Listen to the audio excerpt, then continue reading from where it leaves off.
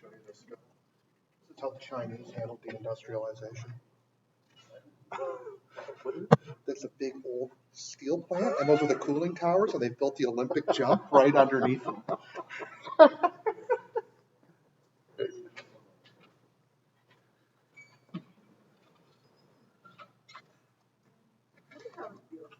Okay, welcome everybody, and welcome to folks on TACTAC.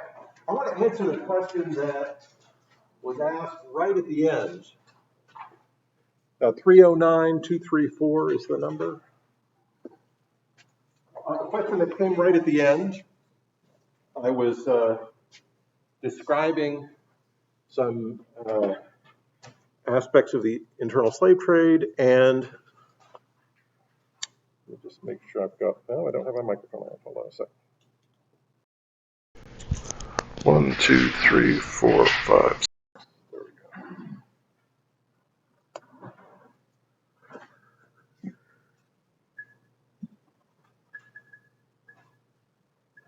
Let's try this again. Baruch atah. Can you guys hear me? Is it going in the back? A little bit?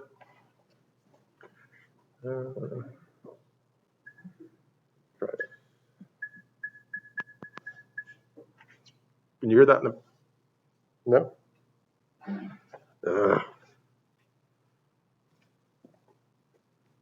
When I wake up in the morning, where the orange blossoms grow, when the sun comes peeping into where I'm sleeping, I think the microphone is working, but you guys can't hear it? In the back? No? Ferris Bueller? Can you guys hear in the back? You can. Okay. All right. Thank you.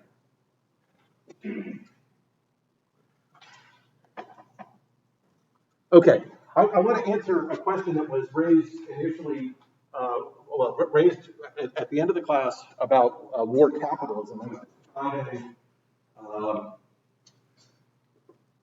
Trade and so I want to give you what war capitalism is. War capitalism is not described in the textbook. I'm drawing this from a book by Fred Becker called Empire of Cotton, and he lays out what war capitalism is.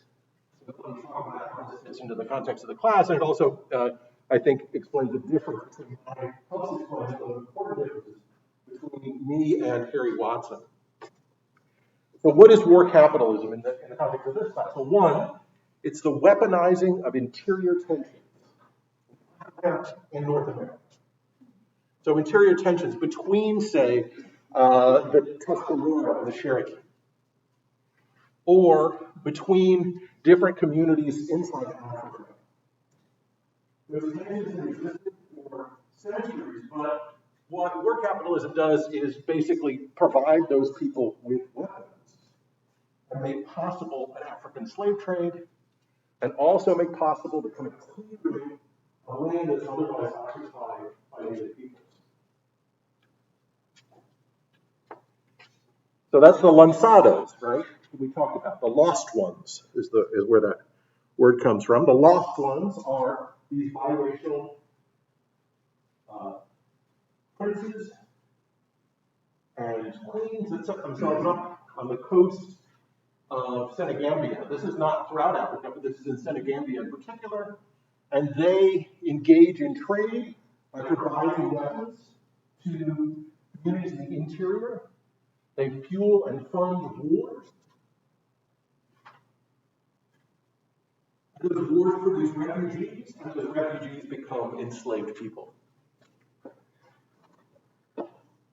That's part of war capitalism. Further south, on the Angola coast, the Embankment Warriors are a distinctive group of people that emerge as traders start to set up castles in the south. The Embankment Warriors are young men. They're not tied to each other by any particular group. They capture young boys, and the young boys work for them until they kill their first man or woman, and then they become part of this Embankment Warrior community. This is where child soldiers come from. Child soldiers in Southern Africa. It's the slave trade, it's war capitalism that makes this process possible. It destroys internal communities in Africa, whether it's Monopolies or whether it's Embankment Warriors. The Goose Creek men are a group of folks who were close to Charles II, also a couple of French Huguenots. And these people armed young Catawba, Yamasee, and Cherokee men, just like the Embankment Warriors, and then told them to attack Indian villages that were stable and settled, particularly in Florida, but also what becomes Georgia. That's war capitalism, right? It's making a profit from by wars in the interior. Do I have a mobile microphone? I do. Can I try to stay closer to the laptop? Oh, okay. It's hard to hear you on Twitch. Bear with me here for a second. Let me just make sure I've got this.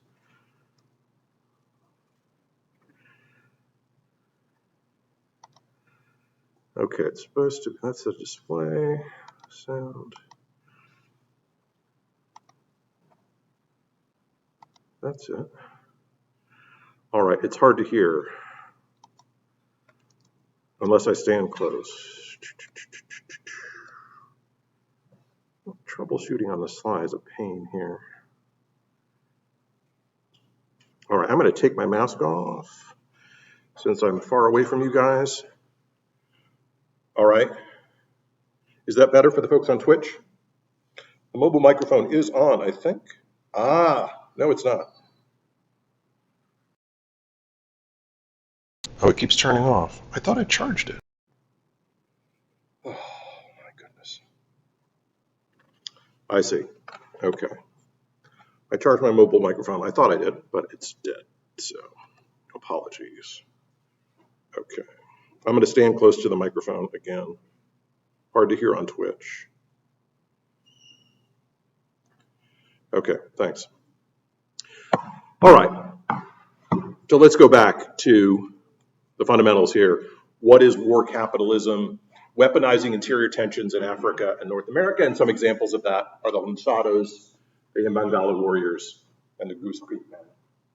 In fact, many of the native communities that we're used to thinking about as being Indians, quote unquote, like the Cherokees, those grow out of warrior communities that had been multiple ethnic groups and that raid others. So the Yamasee War is, back up here for a second.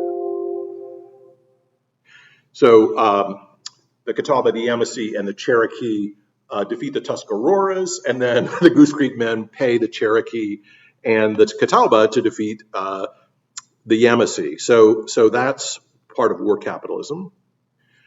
Secondly, the long distance slave trade, which builds fortunes for English nabobs like Mr. Andrews.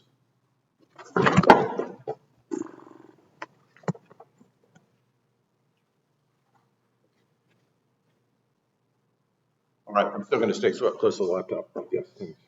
All right, like Mr. Andrews, who hides his own wealth from others. In fact, in that picture of Mr. and Mrs. Andrews, Mrs. Andrews, the person he marries, is actually the one who holds all the land. Mr. Andrews is a nabob. His money comes primarily, initially, from the slave trade. Okay?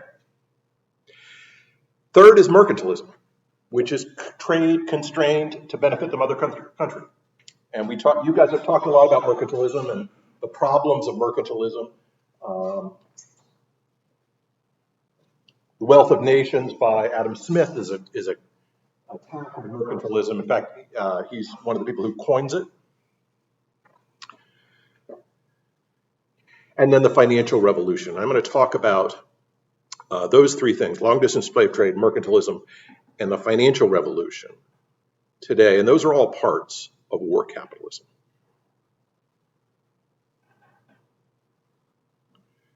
All right, just a couple of things about the long-distance slave trade.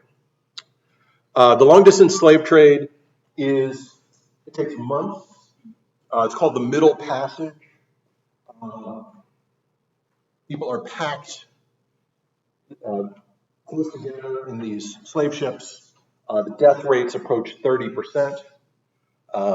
There are shipboard revolts. Intentionally, these slave traders, whether on the coast, separate people by ethnic group so that they cannot speak with each other, so that they can't communicate and engage in shipboard revolts. There are, however, over 100 shipboard revolts, people fighting back against this enslavement.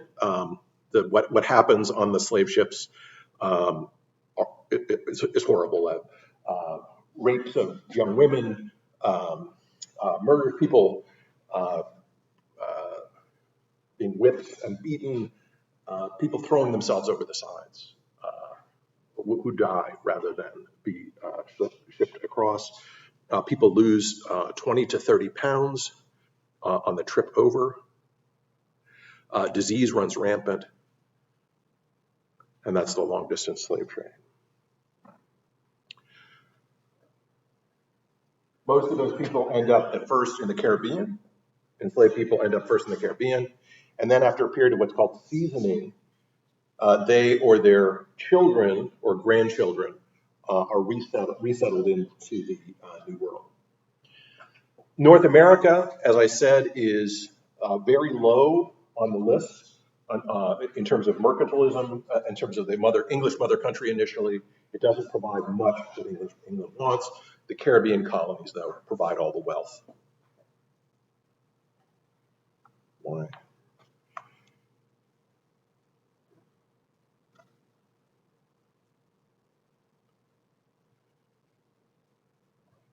Something's not happening here. Okay. Nothing's working. Okay. The dream is that the colonies provide these things: gold and silver, foodstuffs, raw materials to the mother country. And mercantilism is enforced with a series of mercantilist laws, which we read about and some of you talked about on Packback. First is the creation of a merchant marine, which is, and only English ships are allowed to trade with the colonies, and that's to benefit the mother country. This doesn't mean that people in the Americas don't trade with other countries. Dutch traders would come at night into the Chesapeake and trade for tobacco, but this was technically illegal under the mercantilist laws. There would be foreign trading monopolies, only English traders in the English system, only French traders in the French system, only Spanish traders in the Spanish system. Each had a trading monopoly. And there were enumerated commodities, sugar, tobacco, and dyestuffs. And in almost all cases, those enumerated commodities were highly valuable. They were produced by enslaved people, and they go to British ports first. So sugar that might be sold in Amsterdam in the Netherlands or in Paris in France, it first had to go from a British Caribbean colony to London or Liverpool, and then out to Paris or Hamburg or something like that in Germany. Again, that was to benefit the British ports, to make sure that the docks are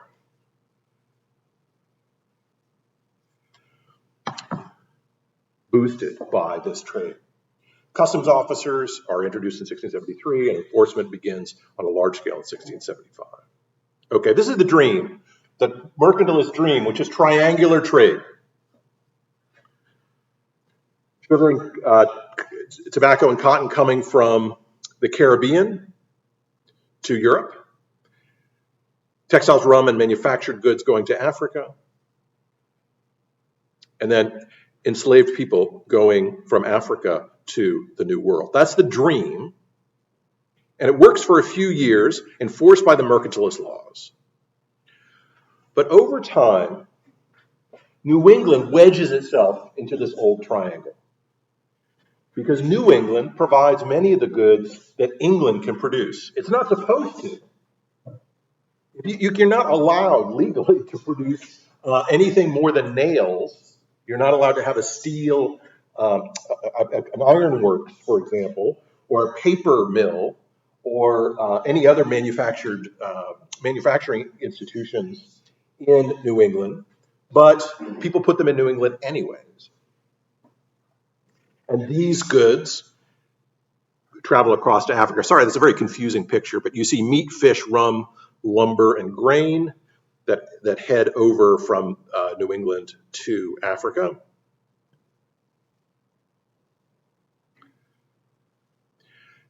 Enslaved Africans coming to the Caribbean, and then fish, livestock, flour. Enslaved people, molasses, and sugar going to New England. So over time, New England kind of wedges itself into the triangle, even though the mercantilist system is supposed to enforce this.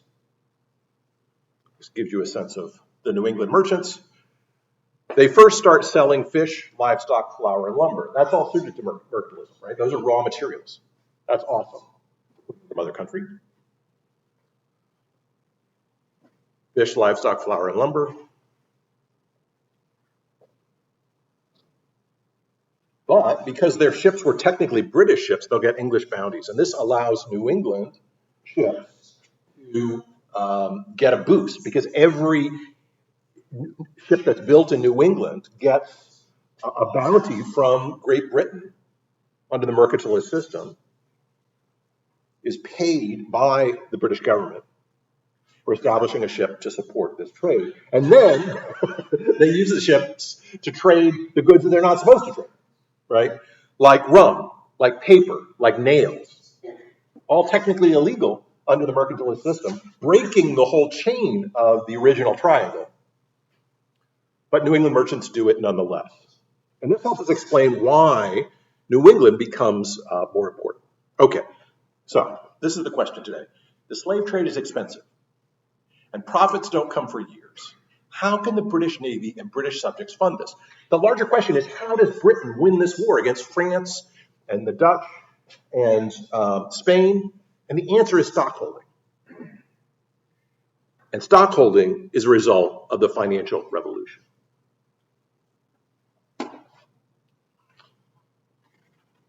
So there's something called the Glorious Revolution, which is mentioned in the textbook. And it happens exactly the same time as the financial revolution in Britain. Glorious Revolution is the term people use in the 1680s. Financial revolution is the term that economists and historians have used to describe this period.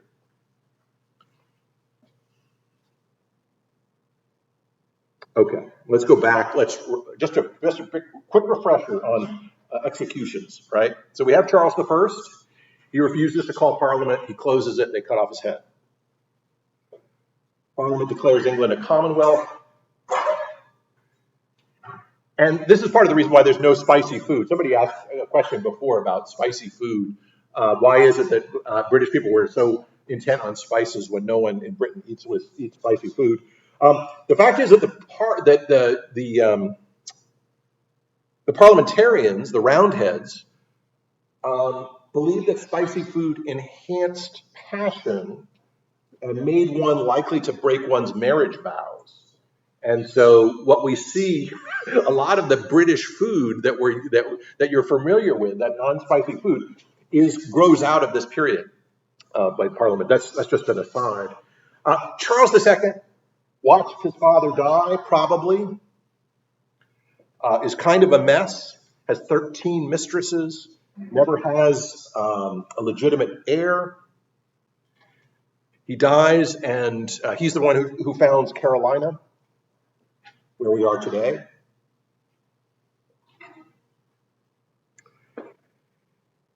And he's replaced in 1685 by his brother, James II. Ordinarily, I don't show genealogy charts, but it's a little confusing what happens next. James II comes, but then he converts to Catholicism, right? Which irritates most parliamentarians, Church of England folks, a whole bunch of other people are irritated by this conversion to Catholicism. And so in 1688, Parliament asked the Dutch Um, the wife, Mary, who is James's sister, who's married to the Dutch Prince William, to invade England in 1688. And this is called the Glorious Revolution. There are no heads cut off, as far as I know, in this glorious revolution. This is a picture of the invasion of 1688. William and Mary land in Brixham, right? There's already a James II. They travel by land to Westminster. They force James II out. They grab the crown. And William and Mary are the new monarchs in Great Britain. That make sense? Okay. So that's the Glorious Revolution. What's important about the Glorious Revolution is that for the first time we have a constitutional monarchy. The monarchy is bound by the Constitution, limited. So in the inauguration of the king and queen, they both solemnly promise and swear to govern the people of this kingdom of England and the dominions thereunto belonging according to the statutes in Parliament agreed on and the laws and customs of the same.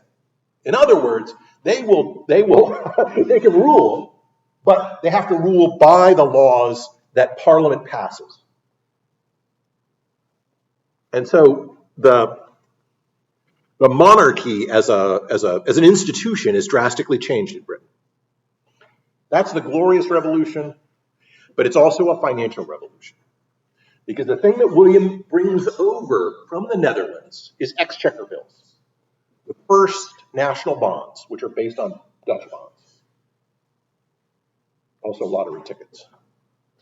So when William and Mary come, William creates this system for basically creating a flow of funds, establishing that there's a flow of funds that will come from taxes, for example,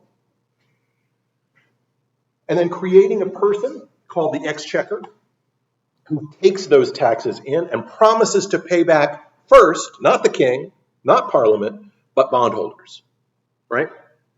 So if you buy a bond from Great Britain, it's like taking stock in Great Britain, and you get paid over a period of 10 or 20 years that investment that you've made.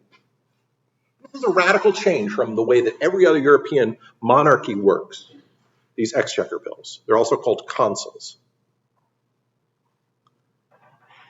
The year after, just a few years after William and Mary arrive, he charters the Bank of England. And the Bank of England becomes the place where people buy bonds in England. So what's important about this? What it does is it makes it possible.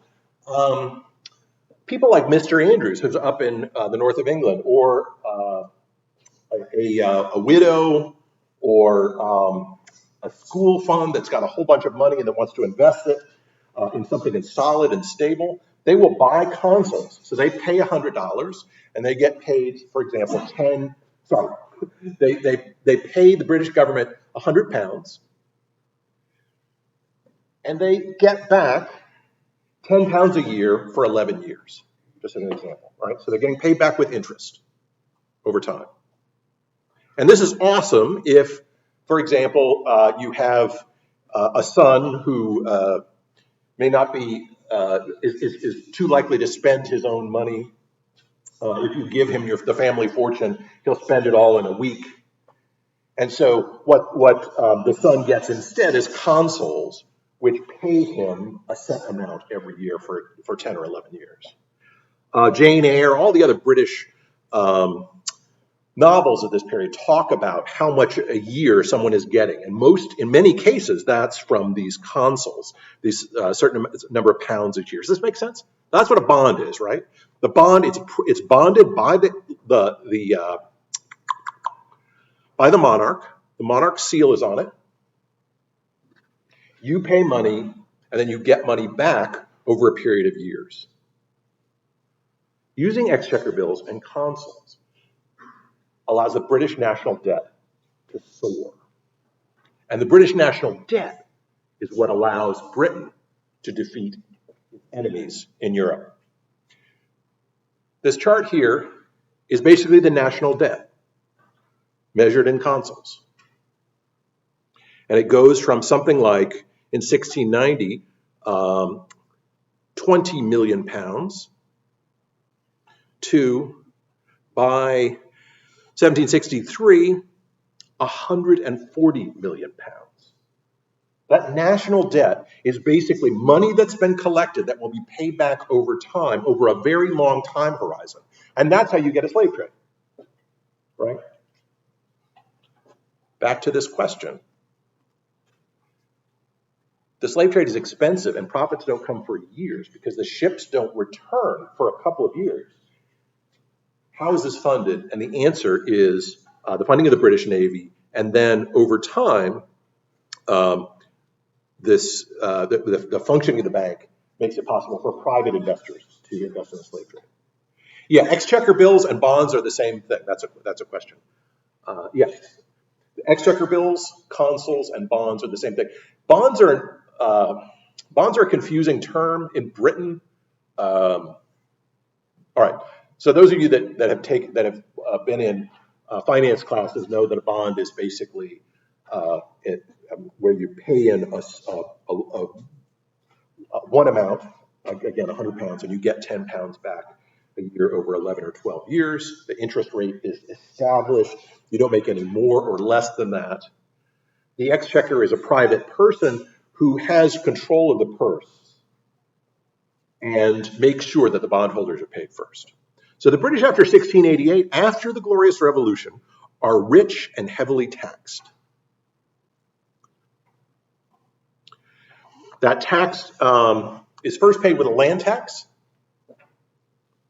and then other taxes, which are called excise taxes, but are taxes usually that have a stamp on them, on basic commodities like cider, beer, hops, you can say leather, tea. And also on luxury goods, silver plate, horses, wine, silk, and hats. There were luxury taxes in Britain that were based on the number of windows that you had facing the street. As you can see, the source of those revenues here, initially it's the land tax and customs. Customs are basically a tax that's charged for goods coming in. But increasingly, after around 1715, you see that excise taxes are a larger and larger percentage. Does that make sense? Why does this matter? Because this is the grounds for a revolution. It's these excise taxes that are ultimately going to lead New England and Virginia and the South to revolt against the crown. These taxes that are excise taxes. Goods like tea. Okay. So American merchants benefit from this financial revolution. They provision English ships at war.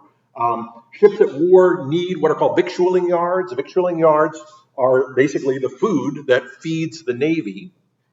And there are also repair yards where lumber and turpentine are needed to fix the ship. Wheat and rum for the sailors. Wheat is, of course, turned into biscuits, crackers, and they stay on the ship.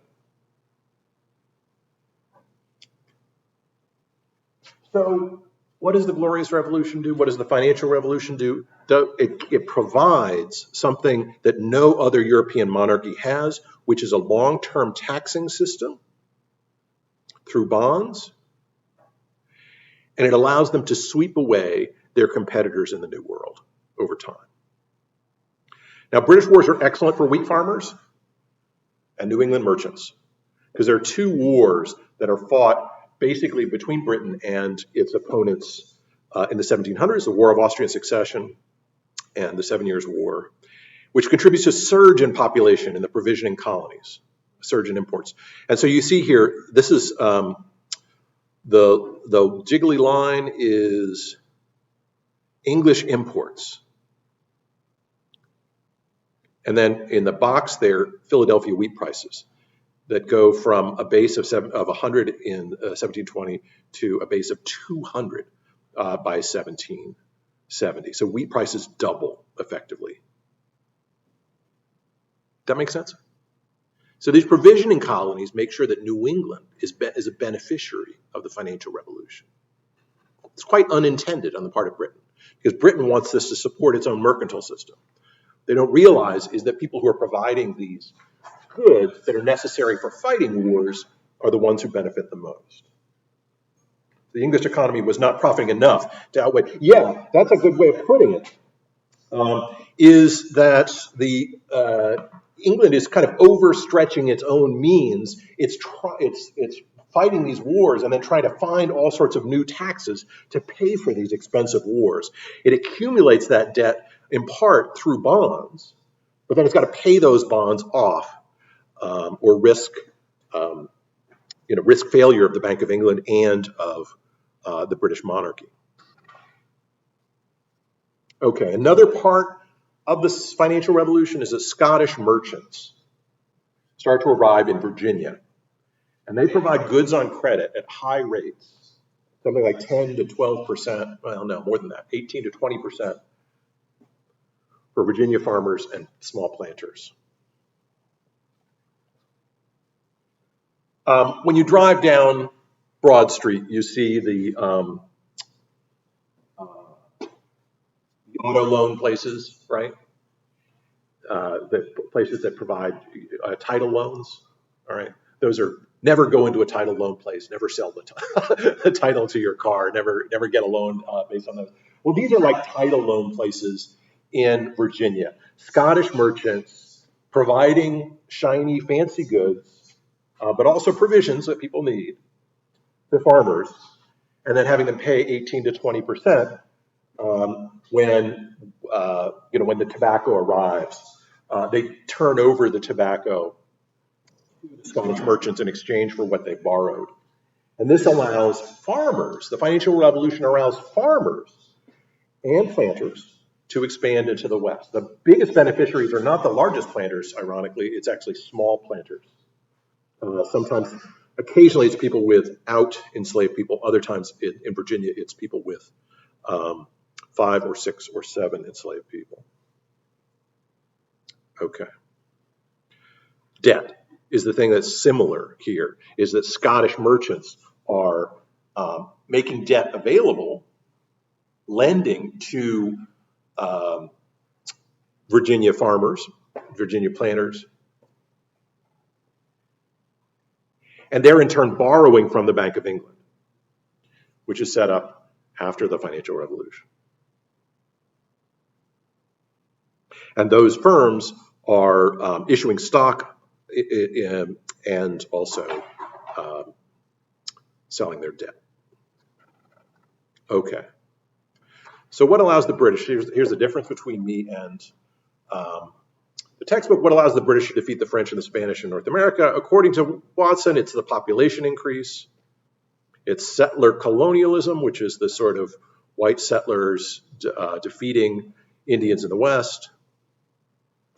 And then less reliance on native people than the French, that the French relied more on native people, and as native people died, my argument is, okay, but don't forget the English financial revolution. We can't really understand why England defeats its rivals, why England becomes so powerful in the United States without the English financial revolution. It's debt-financed expansion. It provides new power to the financial elite in the Bank of England. And then this financial elite uses the English credit market to lend to farmers and enslavers who push far into the backcountry. So he's not wrong. There is a kind of settler colonialism, but a lot of this depends on debt. And there's a debt structure in Britain that doesn't exist in France. It doesn't exist in Spain. Of course, it depends on high excise taxes, which will be its downfall. So to give you a sense of this, let's look at enslaved Africans who were imported in the slave trade by decade. And we can see the English financial revolution here in blue.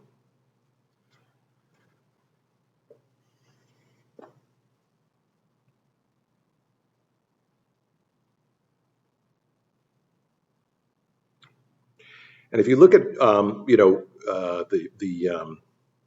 let's say the British Caribbean and the French Caribbean, the British Caribbean is importing more enslaved people than the French, but this surges after the financial revolution, and mainland North America after 1701 or so starts to bring in more and more enslaved people. And this 180,000 almost enslaved people brought in between 1721 and 1730, compared to a third of that in the French Caribbean. 1/6 of that in the Dutch America. Okay, does that make sense? All right. And this are just images of the slave trade that this financial revolution makes possible. Ships where people are packed cheek by jowl next to each other down in the hold, separated from one another.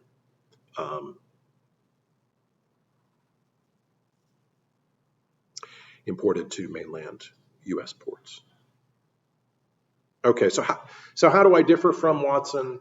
The other thing I would say is that Watson underestimates the importance of the Caribbean and overestimates the importance of the United States. This is a big problem with any kind of national history, is that you tend to see things through the lens of the nation that you're describing. And so Watson is describing the nation from within by looking at the pluses in terms of population growth, for example.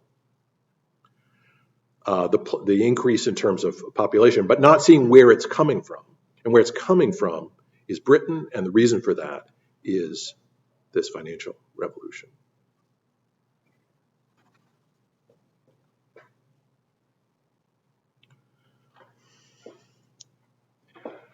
So the financial revolution has a grim balance sheet. It makes it possible to bring over large numbers of refugees to the Americas. We talked about the slave trade, refugees from this violence in the West, but the other is the Palatine and Jacobite migrations. Palatines are Germans, more or less. Jacobites are English or Scottish, Scots-Irish, more or less. The Port of Philadelphia, most immigrants are Palatine refugees. So what is the Palatine? Give me a second here. Okay, so this is the War of Spanish Succession that takes place. It basically, Britain has all this cash. It's able to fight off the Holy Roman Empire. The Holy Roman Empire invades in the border between France and Germany in this area here. It's called the Palatine region. And these Palatines are basically refugees from this conflict, as this war between Britain and its allies versus France and its allies produces a large number of refugees.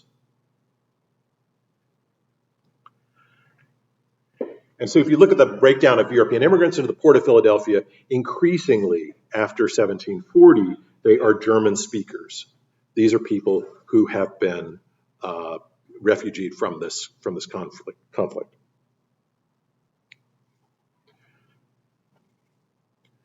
Between France and its allies and Great Britain and its allies. Okay. As Britain starts to try to impose its will on Scotland and Ireland,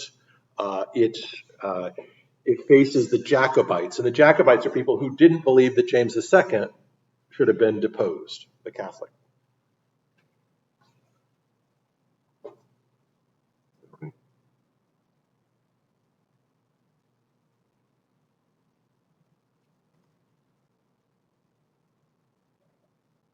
All right, I think I'll stop there. Let me just recap then.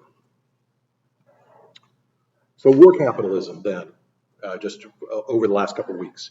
Weaponizing interior tensions in Africa and North America, a long-distance slave trade, mercantilism, trade constrained to benefit the mother country, and a financial revolution in Great Britain.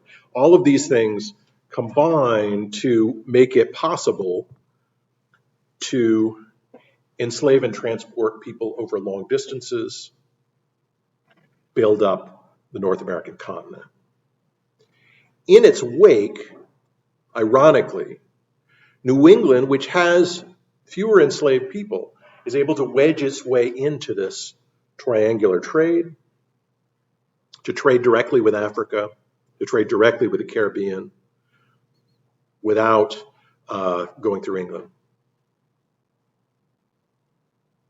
A series of taxes make it possible for this armed trade to succeed in Britain, a new tax system, but it overstretches. The taxes become larger and larger, and the conflict over these taxes will ultimately bring about a revolution. Questions?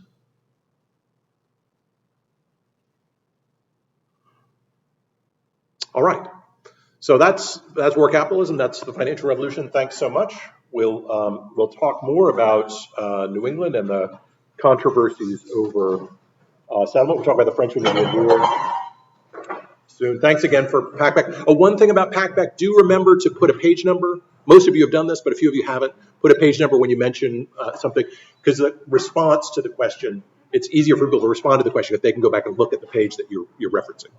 They can reference the lectures. They can reference lectures as well. Yeah. Awesome. Okay. Thanks so much, everybody.